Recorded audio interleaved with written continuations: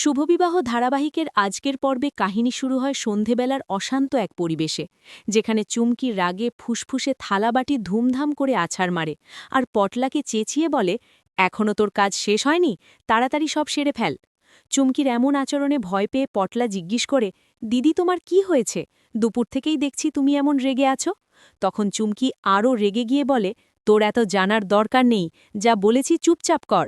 কিন্তু পটলা থামতে না পেরে বলে, তুমি কি কিংসুক লাহিড়ীর নাম শুনেই এমন রেগে যাচ্ছ? তখন চুমকি হঠাৎ ফেটে পড়ে বলে, রাগ কিংসুকের উপর নয়, আমার রাগ দেবেশ লাহিড়ীর উপর।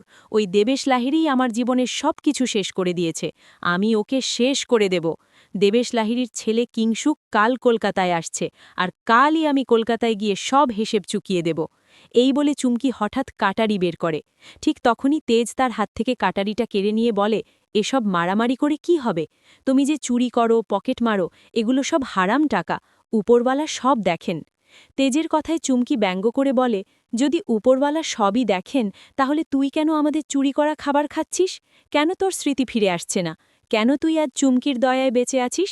এরপর চুমকি নিজের জীবনের ভয়ঙ্কর সত্য প্রকাশ করে বলে, দেবেশ লাহিড়ী আমার মায়ের সাথে প্রেম করে, মায়ের পেটে সন্তান আসতেই আমার মাকে ফেলে নিজের সংসারে ফিরে যায়। আমার মা জানতই না যে দেবেশের স্ত্রী আর সন্তান আছে। সেখান থেকেই শুরু হয় আমার অভিশপ্ত জীবন। বাবার ভালোবাসা না পেয়ে আমাকে বাধ্য হয়ে চুরি ডাকাতির পথে নামতে হয়েছে। আমি একা একাই বড় হয়েছি, তাই দেবেশ লাহিড়ীকে আমি খুন করেই ছাড়ব। কালই কলকাতায় যাব। অন্যদিকে আমরা দেখি তরি নিজের বাবা মায়ের কথা মনে করে কান্নায় ভেঙে পড়েছে। তখন মহুয়া আর তপন তরিকে সান্ত্বনা দিয়ে বলে, আমরা তোকে তোর বাবা মায়ের কাছে পৌঁছে দেব। লোভ হয়েছিল তোকে সারা জীবন আমাদের কাছে রাখার, কিন্তু আর না, তুই আমাদের মেয়ে হয়েও আমরা তোকে ছেড়ে দেব। এই কথা বলে মহুয়া তরিকে বুকে জড়িয়ে ধরে কান্না করতে থাকে। এরপর পরদিন সকালে দেখা যায় সুধা ঝিনুকের সঙ্গে business award of the nation অনুষ্ঠানে যাওয়ার পথে মিডিয়ার মুখোমুখি হয়। সাংবাদিকরা তাকে পুরস্কার জেতার অনুভূতি জিজ্ঞেস করলে সুধা শান্তভাবে বলে, পুরস্কার পেলে সবারই ভালো লাগে। কিন্তু হঠাৎ এক সাংবাদিক প্রশ্ন করে, সবাই তো জানে আপনার স্বামী আর মেয়ে মৃত, এমনকি সংবাদপত্রেও তাই ছাপা হয়েছে, তাহলে আপনি এখনও সিঁদুর পরে আছেন কেন? এই প্রশ্নে সুধা ভেতরে ভেতরে ভেঙে পড়ে চুপ করে দাঁড়িয়ে থাকে। তখন ঝিনুক এগিয়ে এসে বলে, দিদি তুমি গাড়িতে গিয়ে বসো, আমি সামলে নিচ্ছি। এরপর বসু মল্লিক বাড়িতে দেখা যায় ড্রয়িং রুমে সবাই খবরের কাগজ আর ফোন হাতে নিয়ে সুধার ছবি দেখে গর্বে আর আবেগে ভেসে যাচ্ছে। অন্যদিকে চুমকি কলকাতায় যাওয়ার সিদ্ধান্ত নিলেও টাকা না থাকায় পটলা বলে, দিদি চিন্তা করো না, ওখানে গিয়ে একটাই পকেটমার করলেই চলবে, সেই টাকা দিয়েই আমরা খেয়ে বেয়ে ফিরে আসব। এরপর চুমকি, পটলা আর তেজ কলকাতার উদ্দেশ্যে রওনা দেয়।